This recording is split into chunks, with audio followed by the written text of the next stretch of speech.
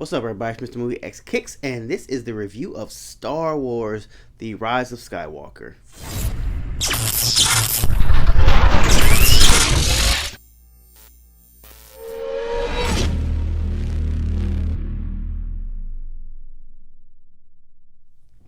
The Rise of Skywalker begins where the last movie took off, where Rey, Finn, and Poe are battling the First Order. Things are a little different because the ominous figure from Star Wars past comes back to life as Emperor Palpatine comes back in order to claim what is rightfully his and tries to corrupt Kylo Ren to become even darker than he has, to take over the galaxy once and for all. Rey, Poe, and Finn must come together once for the last time to finally defeat the First Order, now named the Final Order, once and for all. Now that's a little bit like, I don't want to give too much away. A lot of people kind of were going to be mad. I gave a little bit of Emperor Palpatine is back, but if you had seen the trailers, you would have known that he comes back. So I didn't really go into depths of how he came back, why he's back.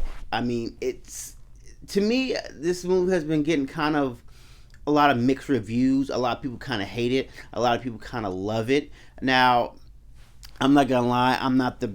I am a big Star Wars fan, but not from the original, not from the early 1970s one, because I wasn't born back then. But that's no reason not to have watched it. It was just those just weren't the movies I personally grew up on, but it was the movies that started this entire 40-year saga. Now, I was more involved with the newer, like Phantom Menace, because that came out kind of, when I was like in middle school on to now as an adult. So, I've grown up with the new Star Wars, maybe not the old one, but every generation, loves or hates their generation of Star Wars and vice versa. But to me, I thought this was a great culmination of the ending of the movie. Now, the only bad things I will say about this movie were, if you weren't like abreast to like the original movies, it does kind of come full circle. But you kind of understand it because it's the last of the historic 9 movies, a 40-year run. So they do come full circle, and it's kind of like if you don't remember the very first, Star Wars movies, you kind of get a little bit of loss. So I think that's one thing they could have kept out, but maybe did one or two big, like the Death Star and things of that nature, but they kind of went a little more full circle back into, like I said, not giving too many details away, but that's you were just like, I really don't remember that, you kind of getting that part, like, damn, I really don't remember that part, But to me, I think it was I liked the movie. Like, I thought the action was good. I thought the action was paced well.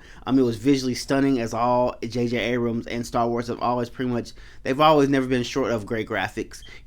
So that was great. And the thing, it was like a big mystery through kind of like the whole since the Force Awakens of who Rey is, like, why is she this strong, and how does she have the Force in her, who are her parents. And we found out in the last movie that her parents are nobodies, and that's kind of true and kind of false at the same time. Her parents are no one, but they do divulge why she is what she is. And when we see that, you kind of just like, ooh, that is nice. I didn't see that one coming. They kind of throw a nice little curveball. And then Kylo Ren also has his issues with, dealing with his issues as being, Darth Vader's grandchild and trying to take over with the First Order, now the Final Order. So I liked how they brought everything full circle. And also with Amy Fisher, also this being her last movie. And I was trying to figure out how she was going to be in this movie. They must have recorded most of all this stuff before she had died, and I think sometimes they added a little CG in kind of faraway shots, but they must have did a lot of this movie before she died, because to me it didn't seem like anything was computer, it didn't seem like anything was computer generated for her, her likeness, because it looked just like her. So I think they had a big recording of her before she passed. It was almost a shame that she wasn't around to see the finishing and the final product of, this epic conclusion of Star Wars. So, like I said, all in all, I love this movie. I actually love this movie.